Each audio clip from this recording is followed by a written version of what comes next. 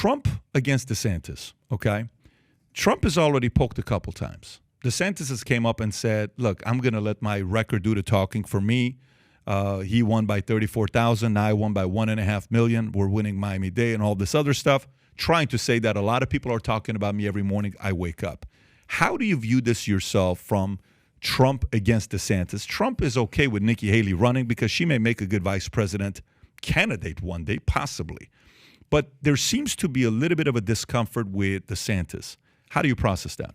Well, first of all, what Trump said is true. Ron DeSantis does owe his rise in American politics to Donald Trump. 67 of 67 Republican county chairmen in this state endorsed Adam Putnam for governor, the agriculture commissioner. Every single Republican in the state legislature, including the Senate president and the House speaker, endorsed Adam Putnam. Every member of the congressional delegation, with the exception of Matt Gaetz. And Putnam was far ahead in both money and the polls. It is only the tweeted endorsement of Donald Trump that turbocharges the candidacy of Ron DeSantis. So I think the president feels that DeSantis now challenging him, particularly after Trump had to come here in the 2018 election and essentially drag DeSantis over the finish line, won by 30,000 votes. He does see it as a personal act of treachery, as an act of disloyalty, and he's unhappy about it. And Donald Trump's never shy about telling you how he feels about things. Mm-hmm. The other point people miss is, sure, DeSantis did win, but Donald Trump got 1.2 million more voters in Florida in 2020 than DeSantis got in the most recent election. So I do think there's going to be a contest, but I think the reason that Trump seems to be propping Nikki Haley up is Trump is probably sitting at a base in the party, which is very intense, of somewhere around 45, 48% of the vote. There's another 20% that he could get, but his hard base is somewhere between 40 and 50.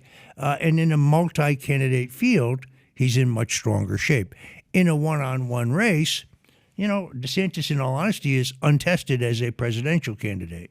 How big of a difference is that? So for example, for somebody to be a very, very good candidate as a governor who during COVID he did very well, and you remember when the feedback that I think Obama got from Emmanuel, where he says, look, you're not going to get a lot of chances to be as on fire as you are today. You got to run, even though everybody was telling Obama not to run after the DNC speech. He was on fire. He says, you're not going to get this again. You got to run. I am sure the similar type of Rahm Emanuels of the right who are more DeSantis are saying you're not going to be hotter than you are today. Between now and 4 years from now, a lot could change. You have to run. How do you address that? That he is the most hottest governor, yet the difference between being a governor and a president, what's the big difference? I see why he's doing what he's doing. I'm not defending it because I think he could afford to wait. But I also must tell you that he's untested at this level. I mean, he does very well in Florida, but that's where you control the microphone. Mm-hmm. He doesn't do well in a wide-ranging, uncontrolled atmosphere, particularly when it comes to interviews. You very rarely see him smile. He does not seem to like people. He seems to me to be an introvert in an extrovert's business, potentially. And how he's going to wear as a candidate, mixing with the pig farmers in Iowa, or the guys who grow maple syrup, in New Hampshire, that remains to be seen.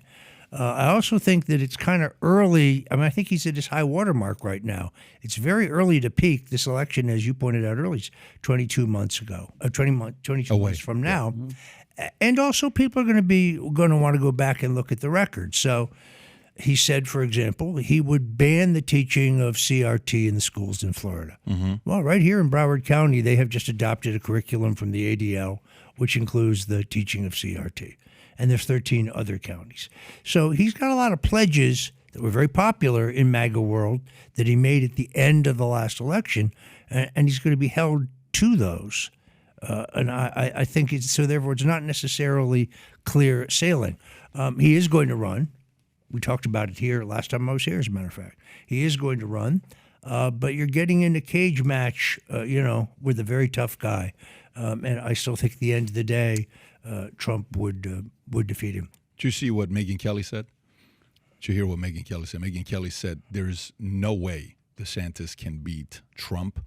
He says Trump's only going to need 30%, and his MAGA crowd alone, that 30% is a lock. She said it's not even a good opportunity for DeSantis to run. I'm paraphrasing what she said about this.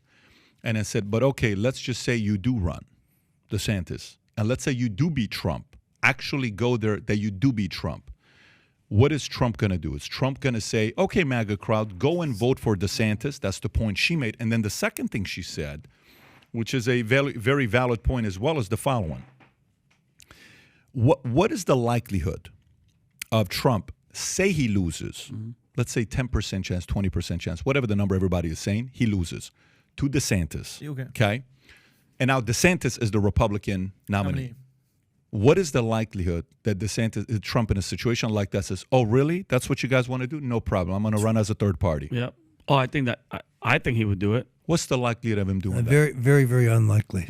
Unlikely. Okay. First of all, because of the enormous legal barriers to getting on the ballot in 50 states, legal and financial barriers. Remember, we're not talking about a third-party candidate. So you're not the party of the you're not the candidate of the Libertarian Party or the Green Party.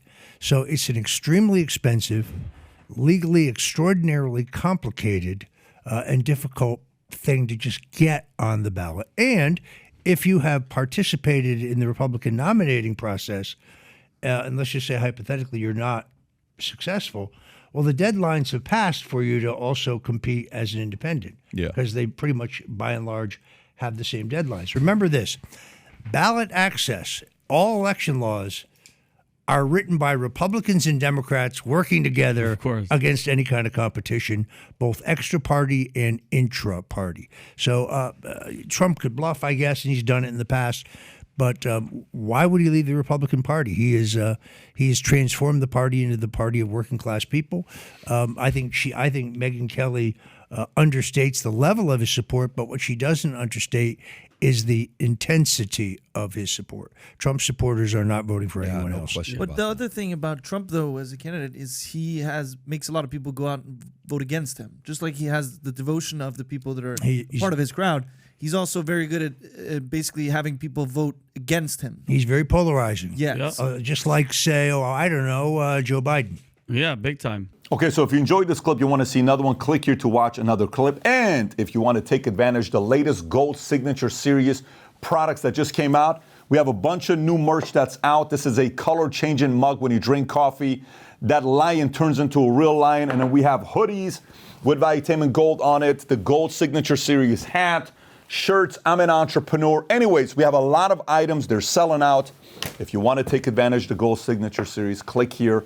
Place your order, sport your Valuetainment gear, and tag us with the hashtag Valuetainment.